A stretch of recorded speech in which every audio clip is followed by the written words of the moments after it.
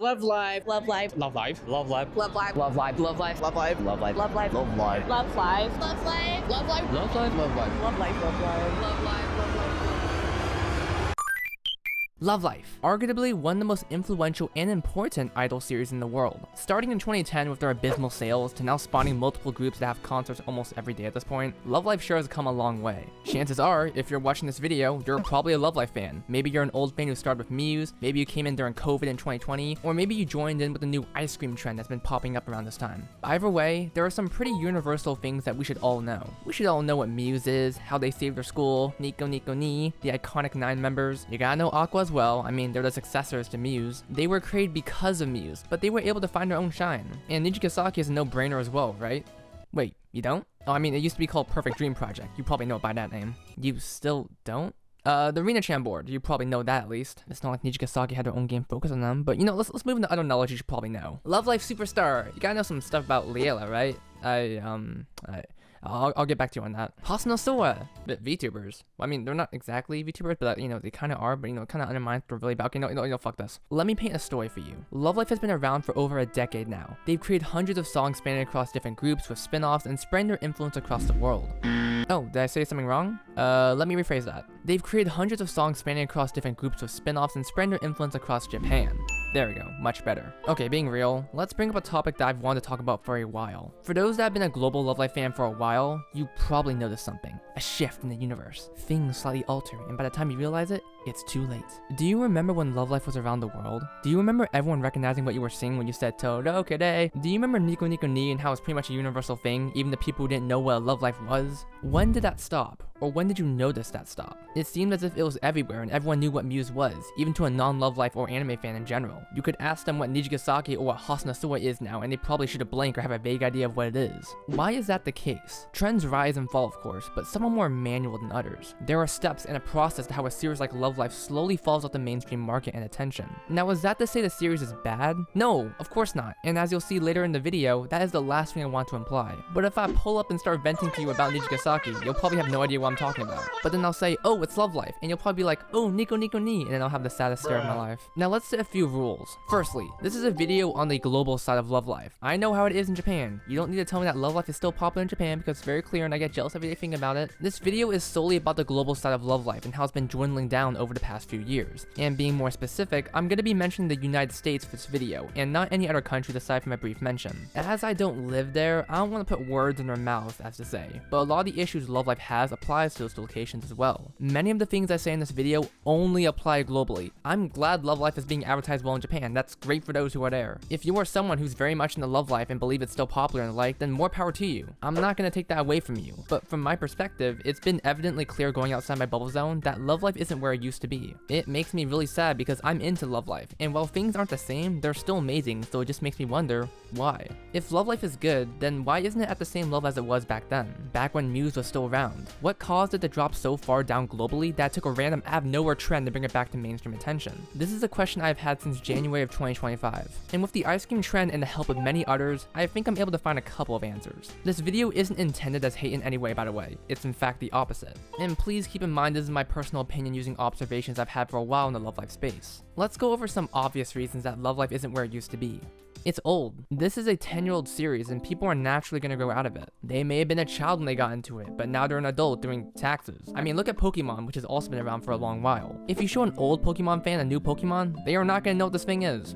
Even now I don't know what the fuck this thing is. The same thing can be applied to Love Life. If I show an old Love Life fan one of the new characters, they probably have no clue who this person is. That's just to be expected though. As time goes by, there's gonna be a newer generation that comes after the other, and they'll carry the torch in a way. Here's the difference between Pokemon and Love Life though. Pokemon is still popular. People grow out of the series, but still doing incredibly well both in terms of sales and public recognition. I still get advertisements for it, I still get news about it, and it still pops up even if I myself aren't too much into it nowadays. And they do global advertising. With Love Life, it's a bit more complicated. It isn't as if they're not popular anymore. Like I stressed earlier, they're still incredibly relevant in Japan, but their presence globally has dwindled. Age isn't something that should have killed Love Life. If Love Life was able to evolve and bring in a newer generation with it, then they'd still be relevant, right? If Love Life just stopped after Muse and Aqua, then yeah, that makes sense that people are no longer into it, but no. Love Life continued far past the first two groups, creating even more than it visually had at its peak. Even if we go to the reason for Love Life's death being Muse graduating, there should have still been an audience for the other groups on a similar level if it followed the same circumstances. was. I've been doing my best not to say some shit like the anime sucks now or it died when Muse did because I don't know. It's one of those topics that are really subjective. I don't think Love Live having one bad season is enough to completely kill the series, right?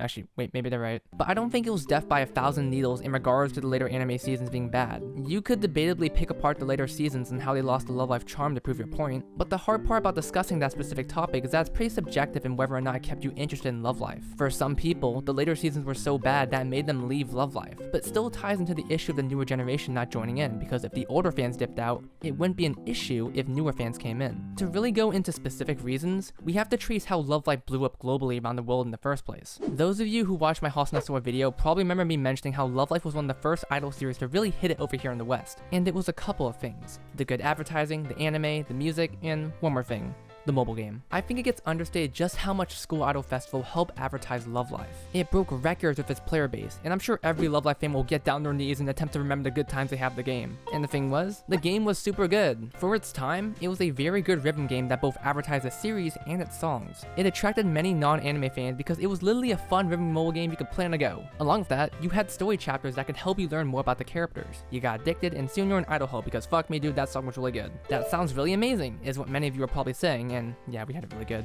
It was also one of our main connections to the series. They gave out regular updates that would not only add content, but guests further engage with the series. If you weren't chronically online, don't worry, the game would keep you up to speed with the latest songs and outfits. The next thing you're probably saying is, so what happened to School Idol Festival? And the answer is that it died. But it wasn't a sudden death, no. It was prolonged, like letting yourself die of hunger in Minecraft instead of just jumping off a cliff. To really illustrate this timeline, I have 4 reasons that I plan to discuss regarding Love Life's presence globally. And a really big aspect of all of them happened around the years of 2019 to 2022. You guys probably now know the reason since I brung up the date range, but Sif was instrumental to Love Life's success. You wanna know a partial reason for Aqua getting a huge jump start? They literally planned Aqua's inclusion in Sif to perfectly match up to the anime to make sure everyone knew that this new group was a new thing and that you should be into it. Some people rejected it because they couldn't get her muse, but the fact was, it was shoved in their faces. It's like when a movie comes out and it gets a game tie-in to advertise itself. That was what Love Life did, and in 2019, they made a very bold move in advertising their newest group, Nijigasaki. Love Life School Idol Festival All-Stars was the next mobile entry in the Love Life series, and it was big. 3D models, full visual novel story, side stories and bond stories for all the characters, a whole new group to focus on. This was the next big thing. Or it was supposed to be. Firstly, it got delayed by a year because fuck Nijigasaki, and secondly, this game sucked. That is completely subjective, but what I mean is that All-Stars was incredibly different to Sif. One was a rhythm game, while one was a rhythm game with RPG elements. I mentioned it a couple times in my past videos, but in Sif, no matter what cards you had, no matter what skills you had, you could play the song and beat it. You could not do that shit in All-Stars. If you did not have the right cards or the right skills, you couldn't even complete the song. It forced you to team build like you were setting up a Dark Souls character, and immediately, the player base dropped at the start of its release. This wasn't called Love Life All-Stars. This was called Love Life School Idol Festival All-Stars. This was under the School Idol Festival name, so people naturally expected it to play like School Idol Festival. And it wasn't even the fact gameplay elements were changed, it's that the changes were bad. Having it so you have to invest a good amount of time to not only play the songs, but progress through the story instead of just playing the game was a major turnoff. You'd be surprised at how many friends I have that dropped All-Stars because of the RPG elements. I can't even blame them because it's such a drastic change that at the start, the transition period was rough for those that went from Sif to All-Stars. All of this just left Nijigasaki in a really bad spot. They didn't get the Aqua treatment where it was this big deal that was successfully done. Oh, Love Life tried to make it a big deal, but the problem was that the product itself was very decisive to the point it didn't get the same results. Not helping All-Stars was how it was handled in the years that it was alive. Poor card balance, power scaling, and its story. All-Stars Season 2 was received so poorly that a ton of fans actually dropped the game, leading to Love Life slowly falling more and more off. I actually do plan on making a video specifically on All-Stars and its very tragic history, but all you need to know is that it was kind of fucked from the start. This was the kind of game that normal everyday people wouldn't play, only fans of the series itself, and that did limit its appeal. If I have to go for a whole guide just to play the game and read the stories, chances are most casual people are gonna dip out. The good thing about Sif was that it still had the team building elements, but it didn't restrict the player. The learning curve was more natural. I could play the songs all I want, but if I start getting curious on how to increase my score, then that's when I jump into the team building elements that may require a guide. But what about Sif? That was still around, right? Dude, this is the 2020s. Sif is around 8 years old now, and other rhythm games have popped up around this time. You had D4DJ and Project Sekai, all with their own unique features and styles that outshine Sif in every way. Argue whether their style of gameplay was better or worse, but they had more content and things to entice new players and keep them engaged. Sif was outdated, it was old, and it never really received anything that made it keep up with the others. In fact, I'm pretty sure the staff over at Love Life expected All Stars to pick up the pace, but that didn't really end up happening because of its reception. So what exactly happened to Sif? Well, the worst thing that can happen to anything. Nothing. It just stayed there. Oh, it had events and the like, but nothing major that gave people a reason to care. To give you the biggest example of how Sif has fallen, let's look at Leela, Love Life's next project after Nijigasaki. Leela was Love Life's next main project, not to sound like Nijigasaki, I love you, but everything from the advertising showed that this was a part of the main Love Life series. Now what did Sif do to celebrate this? Well, for Aqua, they had this event making it the next big thing. Of course they do something like this for Leela, the next main group, right? They add cards in the story. With no fanfare. You probably know how I'm gonna approach this story. The one aspect of Love Life that got many global people into the series started losing its touch. It started losing its influence, and gave up on it soon enough. The games that used to bring non-anime fans in were lost to time, and there was never really any official follow-up that took the reins of its ancestors. And soon enough, both games shut down because it wasn't making any more money. It's kind of a weird thing where they didn't put money into the games in order to make more money. So just no money, and poor management. And fuck you, K-Lab. Also, Sif 2 didn't even stand a chance. People made fun of it shutting down right when it started, which is a very valid criticism, but the game wasn't even polished. Look at this. Besides some color changes and slight effects, this is basically Sif. Even as a graphic designer, the only good thing I can say about this game is that I like the aesthetics, and that's pushing it. I want to say they put effort into the game with the art pieces and the writing, but let's be frank, it was designed to die and take as much money as it could with it. That's not to say Love Life has no more games. Oh, it still has new games coming out, including some rhythm games, but they're not at the level of Sif. These games are for Love Life fans. Most casual people probably won't buy these games besides the Yohane Metroidvania one. Plus, they cost money. Is the casual fan or normal person gonna buy a Nijigasaki visual novel game that relies on you knowing the all-star story and its characters? No! The mobile games were free to play, so it allowed more people to join in no matter who you were. I know some of these games weren't made to attract newcomers, but I'm sorry, they're catching strays for this video. That is my first reason for why I think Love Life's popularity globally has dwindled now. The mobile games weren't maintained and lost its edge over other competitors that were sprouting about. Sif's influence can't be denied, and it's a really big shame that Love Life let go to waste. In the global world, it was one of our key connections to the series. It doesn't end just there though. Games weren't the main focus of Love Life. It's a multimedia series after all. Anime, concerts, music, idols, this is the bulk of Love Life. Now obviously, it's kind of expensive to do that all around the world, but there was a time where that was the case. Aqua performed over in LA, they had a whole Asia tour that went across to Korea and China, and going back to Muse, their final live was premiered across multiple countries with some like the US getting delayed viewings. The important thing to note was that this was happening across the world, and effort was spent on putting attention towards it. When Aqua had their first live, it was also streamed across the world, with the US also getting delayed viewings. This seems really common. And here's a fun fact. Did you know Aqua planned a world tour in 2020? When Aqua was set to have their original 6 live, the final moments of the tour had the tagline Go West. Along with that, officially licensed Aqua shirts were created with World Tour being labeled on it. Now, a little something happened in 2020 to prevent all of this from happening. A little something called COVID restricted movement around the world, and Love Life was no exception. That world tour? Dead. Tours that they were doing in Japan itself? Dead. It quite literally fucked Love Life from the inside out that the only thing they could focus on was itself, and even then they were struggling. Nijigasaki's second live concert was completely devoid of any audience and made entirely online only. It was also here that Love Life began implementing a new form of money making: online tickets. If this happened before, please let me know, but Nijigasaki's second live concert is when they first started implementing tickets you could buy online to watch the stream.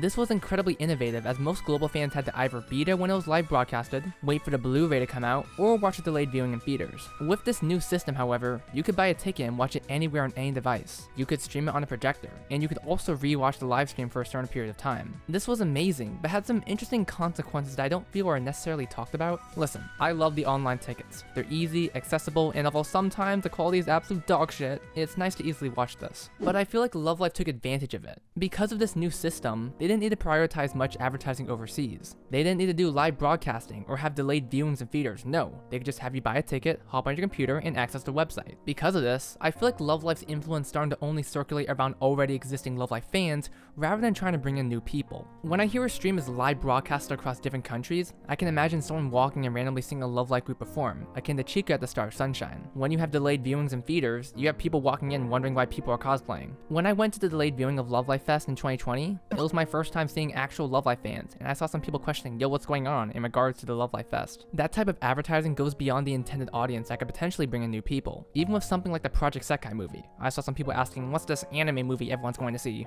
It's a very small thing, and I know I'm going conspiracy mode in this specific point, but it really seemed like it cut off a bridge that attracted potential fans. You're probably not buying and watching a Love Live concert unless you yourself are a Love Live fan. But that wasn't always the case. It's just an unfortunate consequence of COVID and one of the many impacts it brought upon the franchise. It took almost 4 years for Love Live to get back on its feet and confidently step outside the realms of Japan. These specific points are starting to lead up to another reason I believe Love Live's popularity globally fell. The failure of advertising. You can make the most beautiful product ever, but if you do not know how to advertise it, then people aren't going to know it exists. People need a reason to care, so if you don't give them one, they won't. Love Live has so many groups and so much content, but why does no one over here seem to not know about it? Because it hasn't been advertised well. Why didn't Leela hit the jackpot like Aqua? Well, they were advertised like shit with the mobile games that Love Live once had control over. And here's a little topic for you to think about. Have you ever seen global advertising for Love Live, either be games or anime series? Let's have a look. Oh, they have advertisements for School Idol Project, the Sunshine Seasons, and they even have those clips to advertise the series. These are the official channels that own and distribute Love Live content, FYI, since we're talking about official ways they're advertising it. If we move on to Nijigasaki,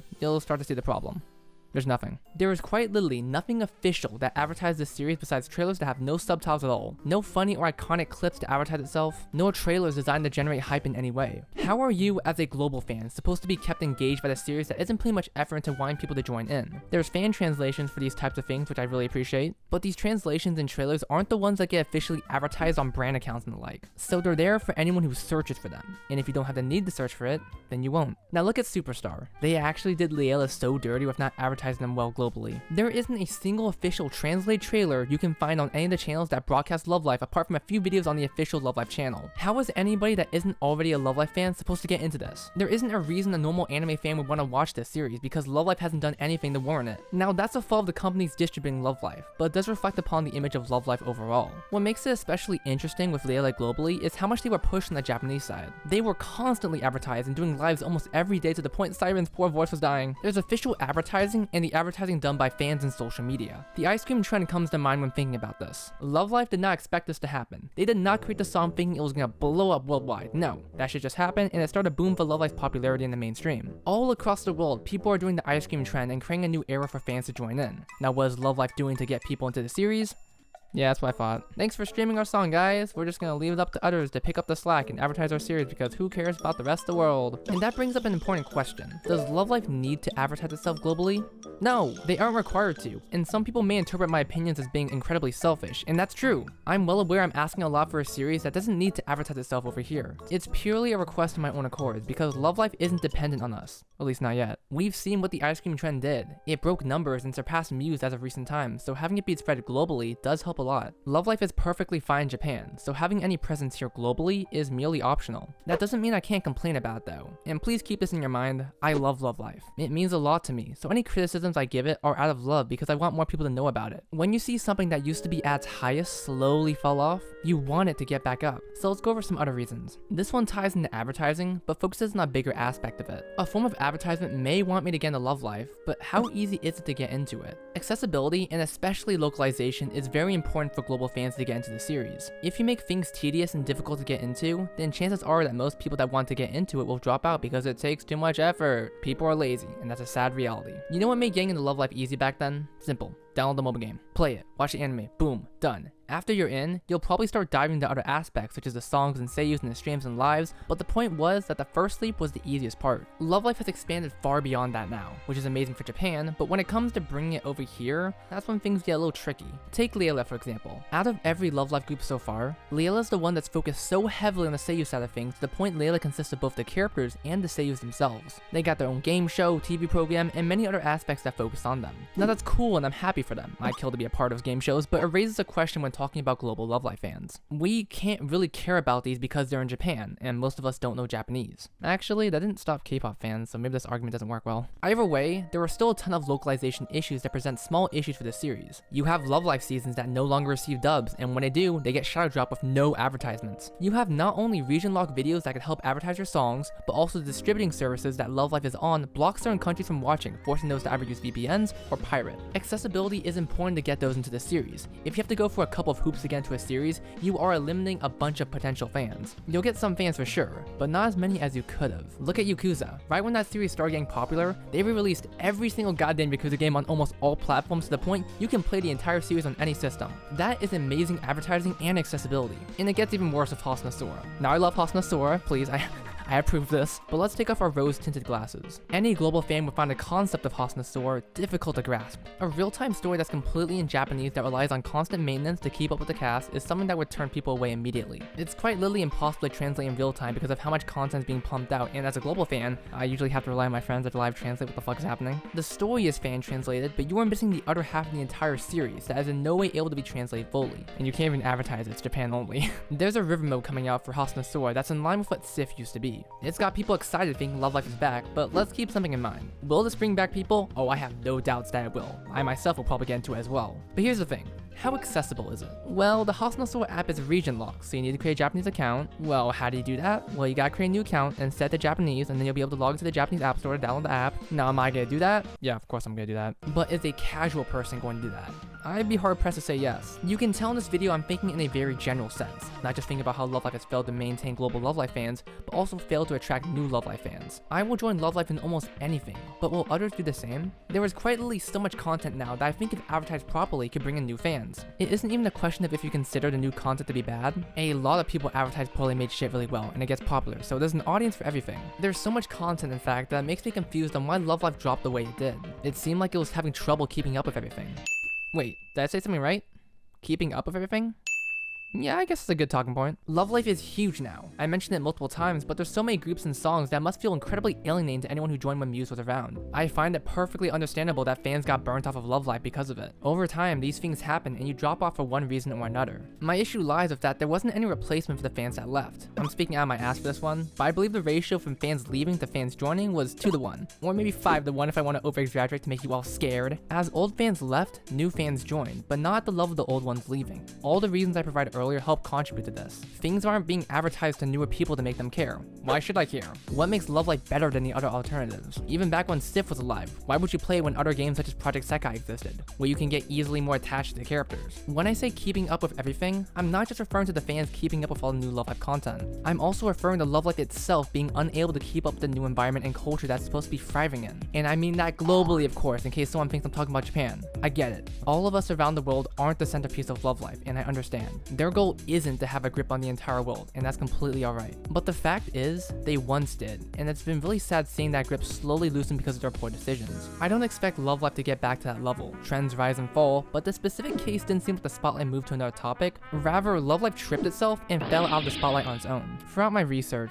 there was a sense of sadness in the fans that just didn't vibe with Love Life anymore. Anyone could tell Love Life wasn't where it used to be, and people discuss the reasons even if they themselves may not be into it anymore, but you know, I feel kind of bad for those that yearn for the Muse/Aqua days because it really did seem like that's when it was everywhere, and no one can really deny that. Look at what the ice cream trend has been doing. Love Life hasn't seen that kind of popularity for a very long time. Now is that good or bad? You decide. Now here's a key thing to note before we move on. The general structure for this video was written before April 17, 2025. Why is that important? Because some of you might be saying, Noodle, you are one person. Despite your super duper amazing research and non-biased talking points, you do not encapsulate the entire Love Life fanbase. And you're right, I'm not. And it'd be impossible to gather every Love Life fan's opinion on these topics. But I can do one thing. Those who remember the intro probably saw a lot of people saying Love Life. And I'm very happy to inform you all that my journalist skills have evolved to the point that I've now done real life interviews. Now, where did I do this? If you follow me on social media, you probably know the answer, but on April 17th, I officially arrived at Sakura-Con to conduct my nefarious plans. For those unaware, Sakura-Con is a long-running convention in the Pacific Northwest in Seattle, Washington. Over the course of the 4 days I was there, I interviewed a number of Love Life fans ranging from old fans to new fans, to fans that are really into Love Life, and fans that aren't as much into Love Life. It was a very diverse range, with one coming from China. Now obviously, the interviews don't represent the entire Love Life fan base. This is simply one perspective of what Love Life fans think, and this includes my own conclusions that I'll draw in the video. This isn't intended to be a factual reason for Love Life's popularity dwindling. This is just a video to encourage discussion of it. Also, don't go and harass these people for having different opinions. We're all Love Life fans at the end of the day, and we all have our own thoughts on what it can do to be better. With that being said, let the interviews commence. I got in during the pandemic, so. I joined before the Aqua's anime came out. I think it was 2012. I may be wrong. I would say 2014. I watched the anime in like 2016, but I didn't actually join the fandom until 2021. High school, sophomore, freshman year, so that was like 8 years ago. We first got into Love Live around 2014, so actually approaching closer to 11. So I actually have been here since January only, so like about 4 months. I joined in December of 2022. I joined Love Live like in I started liking Love Live in like 2018. I think I joined in just toward the end of Muse, so I was a fan of theirs for a couple of years, but I think I was more of a fan of Aqua. It's probably around like 2014, I'd say, 2015. Maybe 16, 17, like 2016, 2017. It's pretty recent. I think like 2023. I think I got into Love Live the month of Muse's final live, so I think 2016 when I was in the 8th grade. I'd say it's kind of in the middle. It feels like in online spaces, you hardly see anything about it from American audiences. Currently, I feel like it's had a decline in the last couple of years, but especially here at Sakura-Con 2025. I feel like it's coming back, which makes me so happy, like seeing the meetups and stuff happening. Because it used to be like there was a meetup every day, maybe even multiple meetups. In the mainstream, I mean, I don't know. Within my own friend group, I'm 30 now, so we're Muse generation fans. So far, it's not too common that you see Love Live, like merch in the vendors hall. That's like the one big thing I'll say. But with meeting people who are into it, you'll see tons, like hundreds of cons. Like I'll see people with Love Live merch on their keychains, like straps, all this. But overall, it's starting to dwindle down. But with like Link Live and Liella, it's starting to bring back up, and like ice cream and all that stuff. Mainstream wise is popular in Japan. Like you still see like the fandom being big in Japan, but over down here is like it's starting to dwindle since the VTuber scene actually starts hitting up. I would say like idol-wise, it is the mainstream thing because of just, it was the blueprint kind of. I feel like when I first got into it, a lot more people in the Pacific Northwest were cosplaying from it. It's not as common now, but I feel like people still really love it. Okay, I'm an international student here, so I mainly come from China. Right now, we got so many teenagers in the middle school. They cosplay as the members at Muse or Aqua or Liella. They're on a Comic-Con in China. We have so many friends, and they're performing on the stage, and they can sing every single song. They need to bring the game back. The main big thing, like international games. I wish it had a game again. Video game. Please, I need it so bad. Maybe like more uniqueness. So I guess like change up the formula a bit more. I think why they can't sustain it is because of how inaccessible it is over here on this side of it. People on this side of things. Also venture to say, I feel like character design is lacking a lot now. The most recent Love Live, I don't even know what it's called, the one after Liella, but they're adopting more of like an almost VTuber look. Not to draw that one out, but I think that, it's a school idol show. So initially when you see them, they're all in the same outfit. And I think that's more like you can see pretty stark differences, like in terms of hair and face between most of the characters.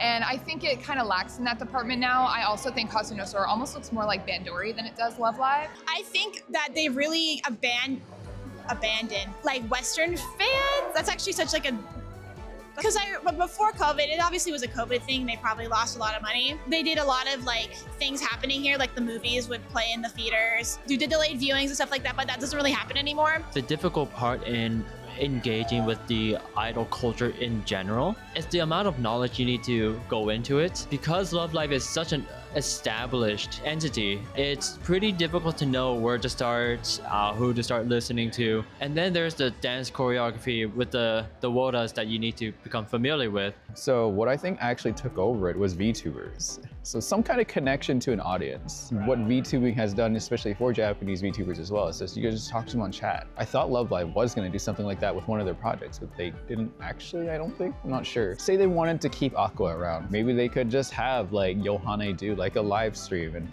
just have fun with it. I don't know. It feels like it's becoming like an agency in a weird way. Well, it is an agency, but you know what I mean, right? So, yeah. Honestly, I think it's just kind of the reach. I guess they're blowing up on TikTok now, which is good, but I feel like there's not enough people that actually know about Love Live. Bluebird should be interesting too, because now that they're going to be more drama-centered, show, they're going to be like My Go. That could draw in, that should draw in, a different type of crowd, and that, could gain its popularity. I guess I got busier with live. I feel like that's a little hard to answer because my life is so different now. I got into Love Live when I was 14, 15 years old. Now I'm 23. 100% peaked in 2010s, maybe like mid 2010s, I would say it peaked. I think it fell off after Muse graduated, they did their thing. I honestly think it fell off during quarantine.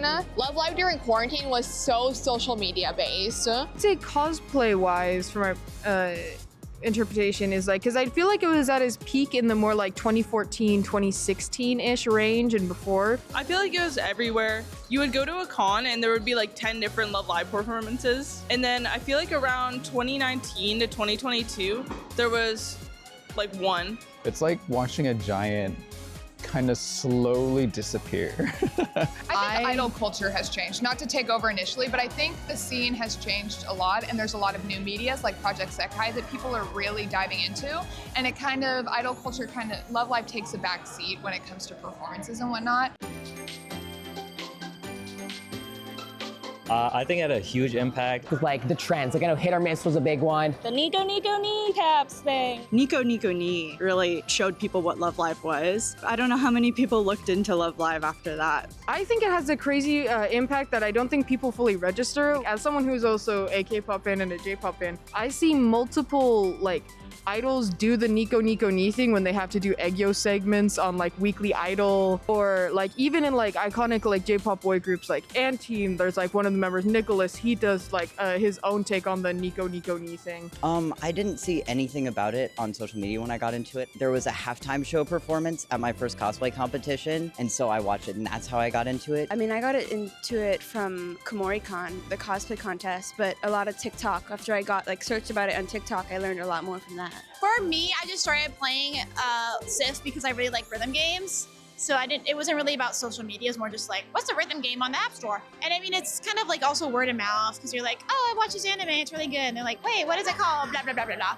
Yeah, I got into it because someone asked me if I wanted to join a Love Live idol group, and that's how I got into it. Twitter is like a big thing for Love Live fans because everybody shares like their experience with like updates and stuff. Back in 2014, I was a freshman in college, and one of my friends was like really excited for the drop of the Love Live. Then from there, you find your people. Like I feel like you had to know someone in real life in the Muse era, and then from there, go online, find out for everyone. See, I was on like schoolidol.lu. I don't know if you remember that one. So firstly, thank you to everyone who I interviewed. I wasn't able to put everyone's segments in, but the description will have everyone who was interviewed. Some quick disclaimers. Yeah, I could have rephrased these questions better. I don't know what I was thinking, putting multiple questions within one question, as even some of the interviewers got confused. But with the answers you heard, you probably have a good idea of what some Love Live fans think of its popularity today. Also, Warren, if you're seeing this, I'm so sorry. To provide a bit of context, during this time, a new trend on Love Live started worldwide called the ice cream trend. You can watch my video here, but just know that skyrocketed and brought the topic of Love Live to mainstream popularity. Secondly, you may notice a couple of Nico cosplayers. Nico Seiyu came over from Japan to this convention, so a lot of people came to see her, including old Muse fans, which helped contribute to the perspectives for these interviews. I purposely showed different views and perspectives of those who were old fans and those who were new fans. Age was a very big factor in all of these. Some people may have joined in the same year, but were much younger or older, and that influenced their time in the Love Live community. Like I said, it's inevitable that a lot of people will grow out of it due to life, and that's understandable. Some people stated that it was just a matter of trends, and it wasn't like Love Live died or something. No, it was just in the middle. Some moved on, and it was now a question of what Love Live wasn't doing to get back their attention. Going through the interviews, you may notice some similarities to points I made earlier in the video, such as talking about the games and COVID and advertising. A lot of people mention how difficult it is to get into Love Live now because of all the new groups and such, and how the connection isn't there anymore. And it made me relook at what Love Live fans have globally. For global players back then, they had both the anime, the games, the songs and the like,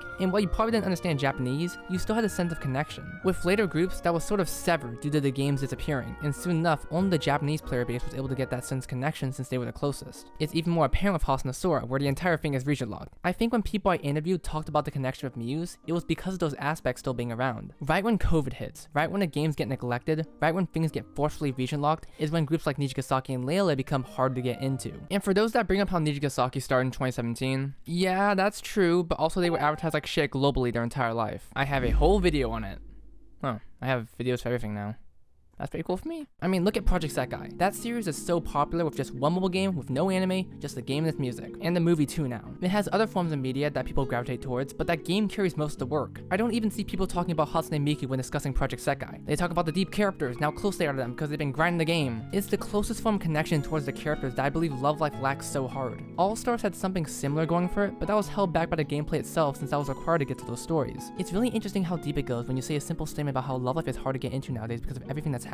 The second point that caught me off guard was the topic of VTubers. And this was brought up multiple times that actually got me digging a bit into it. VTubers do bring a stronger sense of connection compared to Love Life. It isn't just a case of being noticed in the crowd or meeting them in a fan meet or reading their Bond stories. No, you can just straight up talk to them during a stream or directly be mentioned by them. Not to say it's full on parasocial, but the multimedia aspect is much stronger with VTubers. They're not just on Twitter, they're on YouTube doing streams, they're making music videos, they're quite literally everywhere and aren't limited to a single form of media like, I don't know, an anime. And I think it finally answers a question I've had in my mind for a while. I remember a bunch of Love Live fans I used to follow become VTuber fans. One was an Umi lover and one was a Yo lover, and a part of me always questioned why they shifted over to that side, but now thinking about it, it kinda makes sense. It goes back to the issue where Love Live hasn't been keeping up with the others. That's not to say they're not doing anything new, but they haven't struck gold yet, or maybe don't care because fuck global fans. I do want to bring up this guy though. He's from China, and he had a lot of opinions that really opened my eyes in regards to Love Live's popularity. In his segment, he openly expressed how popular Love Live was and how it wasn't in a drought like it is over here. Out of everyone I interviewed, he had the most differing opinions because of where he came from, and it showed a very striking problem with this video. I'm only covering the United States in terms of globalness, so I guess in China there isn't really an issue with Love Live's popularity, so fuck man, good for them. Is advertising better there by chance? Who knows? A story for another day. Another point that caught my eye was how many people actually got into Love Live because of the trends. My friend Hika made a comment about it, and it made me look at how the ice cream trend helped bring attention to Love Live. There's been this one guy that actually helped get into Love Live, and he's been documenting his journey into it. It definitely shows that some people decide to jump into idol hell because of ice cream, but how many others join alongside him? He had to ask for a guide to get into Love Live because it's not that easy to get into, and shows a bigger issue that leads back into Love Live's management. They got all this attention on them, but they haven't done anything to bring them in further. No guides, just TikToks, congrats tweets for making ice cream trending and getting their podcast officially on Spotify, which is nice, but I don't see how this is helping Love Live globally. I don't mean to discredit fan guides and the like, most of the people who make them I'm pretty chill with, and I love them for what they do, but that can only go so far to those who are willing to jump in and dedicate some time to it. Other points that are brought up were more opinionated, so I can't really say much regarding it. A lot of people had different ideas as to when Love Live sort of fell off popularity-wise, but most do lead into the reasons I discussed earlier. The Daya and Mari did bring up an interesting point regarding character designs that some people may or may not agree with. Actually, speaking about them, their entire segment was over 10 minutes long, and they were bouncing up points with each other to the point they were just Daya and Mari in real life. I'm only bringing them up because a lot of their points were incredibly detailed to the point that cutting them off at any point would do disservice to their opinions, but I don't want to make a long video anymore, so sorry guys. But those are the results of the interviews. Low-key, I could have done better, but fuck it man, this is my first time, I'll get better later. This discussion on Love Life though has opened my eyes to how the series has been managed and advertised. Listen, shitty games and products get advertised super well all the time, so why can't Love Life get the same treatment? There's an audience for every sort of thing, so why hasn't Love Life done it well? I talked to a few of my friends regarding these topics, and they all brought up more interesting points that I sadly can't fit into the video. Mirai Plasma brought up the bigger picture of VTubers and the seiyus, and how the seiyus themselves are debatably becoming the most popular aspect of Love Life so far, due to both Liele and the ice cream trend where people were focused on the girls rather than the characters themselves. Alpharia also brought up the bigger picture of how people initially reacted to Muse. Like with some other interviews, people pointed out how this was their first view into the idol world. Having Muse disband meant a lot to them, and some people interpreted Aqua as a replacement. Alpharia brings up his time in the Love Life community, detailing how lack of official English translations didn't help with the communication around this time. Even accounting for Sif introducing the characters to a global audience, it was still a matter of whether people accepted them or not, and a lot didn't. My friend Mimo brought up how Liela started downfall due to it being shoved in their faces and feeling artificial, which is a good point, and listen, you see how diverse these opinions are. Take that interview segment and extend it to a couple of hours. That's how much people can talk about it. And that applies to you, the viewer. I again have to express my bias for this video. I can't speak for other countries that have been neglected by Love Life. I can only talk about my area, which is the United States. So I humbly ask you to express your thoughts. What is it like in your country? What do you personally think of Love Life's popularity? Do you think there's a point I missed? What else could Love Life do to get back that spotlight? I tried to be as general as I could, going over general stuff rather than issues like debating which groups had better songs, and that's why Love Life fell off. I guess the last point I could talk about is word of mouth. My friend Chloe talked about it, but word of mouth does spread really far. If the content is good, then people will probably spread it around, hoping others will join in. Wait, does that mean Love Life sucks now if people aren't doing it as much anymore? Fuck. I don't know, man. I'm kind of fucking myself by making this video in the first place, but it's a topic I really want to talk about. And plus it gave me an excuse to go detective/journalist mode, which is something I've always wanted to do, so that was cool. I do hope we can be civil about this. I revised the script multiple times before I realized, dude, I'm making this video for myself. Fuck everyone else. Who knows? Maybe this video will get 10 views with no comments. That can happen. I don't know why I always have heaven in the background. I don't know what is going on with my camera.